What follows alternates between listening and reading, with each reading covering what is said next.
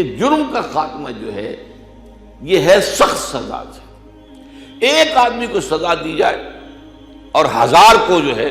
کہ ہوش ٹھکانے آ جائے کہ اگر میں نے یہ کام کیا تو یہی میرا بھی معاملہ ہوگا۔ یہی اصل میں سعودی عرب کے معاملے میں پوری دنیا میں مانا جاتا تھا کہ وہاں جرم نہیں ہے،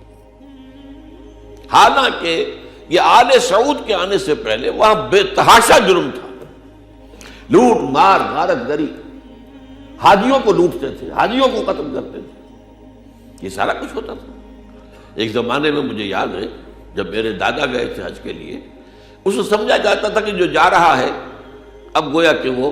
اس کی زندگی کا خاتمہ ہے، اب وہ اگر آ گیا تو وہ بونس ہے ایک طریقے سے کہ وہ آ جائے گا دوبارہ تو ایک نئی زندگی مل جائے گی۔ لیکن وہاں قتل و غارت، وہاں کے مصائب، وہاں کی سختیاں جھیلنا، پھر عام طور پر بڑی عمر میں لوگ حج کرتے تھے، یہ تو آج کل ہوا ہے نا کہ نوجوان جو ہیں وہ بھی حج کرتے ہیں، لیکن یہ کہ عام طور پر ہمارے معاشرے میں تو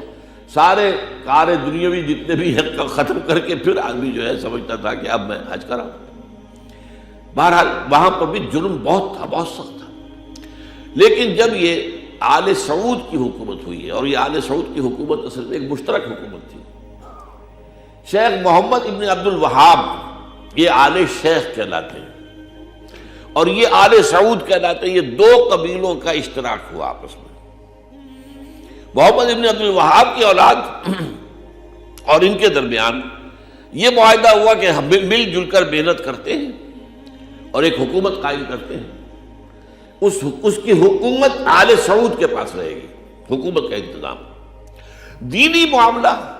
آل شیخ کے پاس رہے گا، آل شیخ، شیخ محمد ابن عبد الوہاب ان کے خاندان کے پاس۔ تو آل شیخ اب بھی کبھی کبھی آپ ابھی دیکھیے یہاں پر جو ابھی خطبہ دیا تھا اس حج کا تو ان کے ساتھ موجود تھا نا آل شیخ، یہ آل شیخ میں سے ہے، محمد ابن عبد الوہاب کی اولاد میں سے۔ تو انہوں نے وہاں شریعت نافذ کی،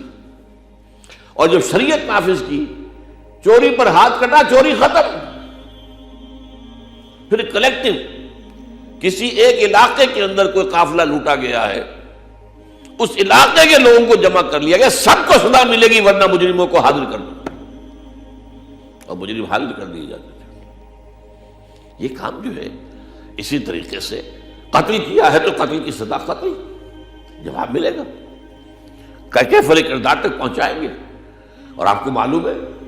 کہ عین نماز جمعہ کے بعد ریاض کی بڑی مسجد جو ہے اس کے باہر میدان ہے، اور وہاں پر جس کا قتل کرنا ہوتا ہے وہاں نماز جمعہ کے بعد ہجوم کے اندر وہ جو ہے جلاد اس کا گردن اڑاتا ہے، مارتا ہے گردن اس کے سب کے سامنے، تاکہ دہشت پیدا ہو، جرم سے انسان جو ہے بھاگے۔ تو وہاں در حقیقت جرم کا خاتمہ اسی سے ہوا تھا، ڈیٹرنٹ ہے اصل میں یہ۔ اس حوالے سے باقی کوئی اور ذریعہ جرم کے ختم کرنے کا موجود نہیں۔